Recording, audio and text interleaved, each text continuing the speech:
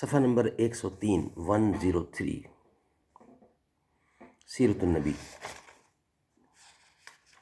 اردو زبان میں سرور عالم صلی اللہ علیہ وسلم کی سیرت پر جامع ترین کتاب سیرت النبی صلی اللہ علیہ وآلہ وسلم، علامہ شبلی نعمانی رحمۃ اللہ، علامہ سید سلیمان ندوی رحمۃ اللہ۔ اعوذ باللہ السمیع العلیم من الشیطان الرجیم، بسم اللہ الرحمن الرحیم۔ الحمد للہ رب العالمین والصلاة والسلام علی رسولہ محمد وعلی آلہ واصحابہ اجمعین۔ سبجیکٹ چل رہا ہے مکہ معظمہ، اس کے اوپر ڈیٹیل چل رہی ہے، تو اس کا ایک ویلاگ بیان کر چکے ہیں، یہ دوسرا ویلاگ ہے، یعنی کہ مکہ معظمہ کی بات ہو رہی ہے۔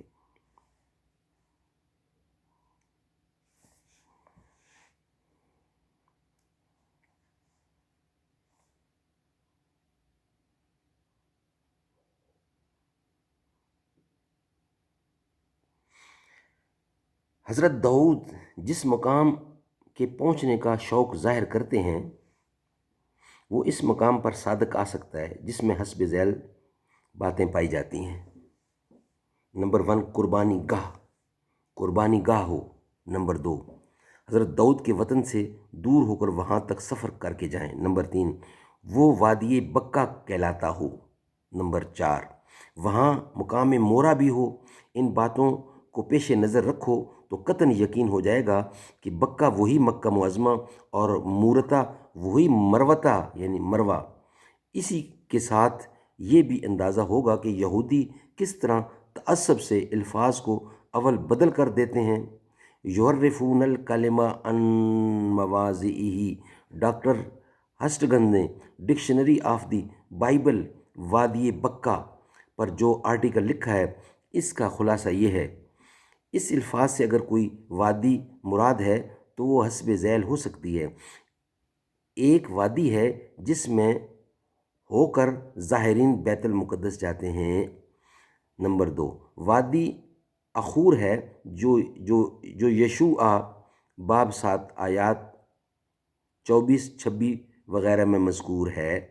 نمبر 3، وادی رفایون ہے جو سامویل دوم باب 5 آیات 18 22 وغیرہ میں مذکور ہے۔ نمبر 4، کوئی سینا کی ایک وادی ہے۔ نمبر 5، بیت المقدس تک جو کاروانی راستہ شمال سے آتا ہے، اس راستے کی آخری منزل ہے۔ دیکھو رینان کی کتاب حیات عیسیٰ باب 4۔ لیکن کیا عجیب بات ہے کہ ڈاکٹر ہسٹگن کو اتنے احتمالات کثیرہ میں کہیں مکہ معظمہ کا پتہ نہیں لگتا۔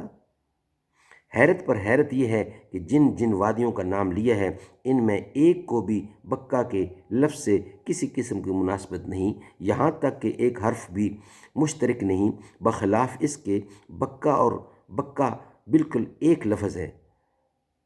بکہ بے کاف الف کا اور بے کاف ڈبل والا کہا، بکہ بالکل ایک لفظ ہے۔ فرق اسی قدر ہے جس قدر ایک ہی لفظ کے تلفظ میں فرق پیدا ہو جاتا ہے۔ جدید انسائکلوپیڈیا میں محمد صلی اللہ علیہ وسلم کے عنوان سے جو مضمون ہے وہ مرگیولس کا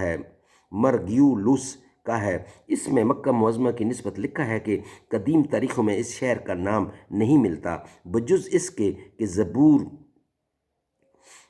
84:6 وادی بکہ کا لفظ ہے، لیکن مرگیولس صاحب اس تاریخی شہادت کو ضعیف سمجھتے ہیں۔ پروفیسر درزی جو فرانس کا مشہور محقق اور عربی دان عالم ہے، وہ لکھتا ہے بکہ وہی مقام ہے جس کو یونانی جغرافیہ دان ماکروبا لکھتے ہیں، لیکن مرگیولس کو پروفیسر درزی کے بیان پر بھی اعتماد نہیں۔ کارلائل صاحب نے اپنی کتاب ہیروز اینڈ ہیروز شپ میں لکھا ہے کہ رومن مورخ سیسلس نے کعبہ کا ذکر کیا ہے اور لکھا ہے کہ وہ دنیا کی تمام معبدوں سے قدیم اور اشرف ہے اور یہ ولادت مسیح سے 50 برس پہلے کا ہے۔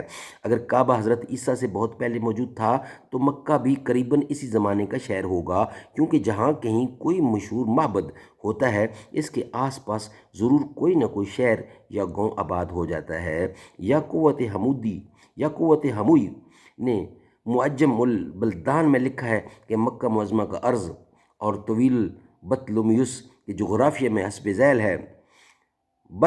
بطلیموس نہایت قدیم زمانے کا مصنف ہے۔ اگر اس نے اپنے جغرافیہ میں مکہ کا ذکر کیا ہے تو اس سے زیادہ قدامت کی کیا سند درکار ہے؟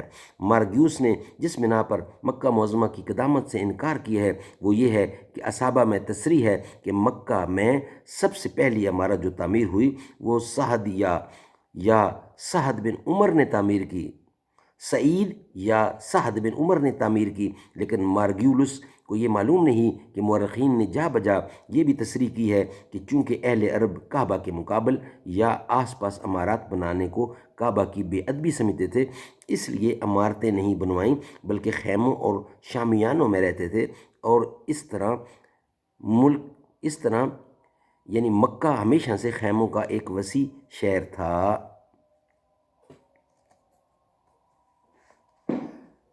یہ فیضان نظر تھا یا کہ مکتب کی کرامت تھی، سکھائے کس نے اسماعیل کو آداب فرزندی۔ صدق اللہ العلی العظیم۔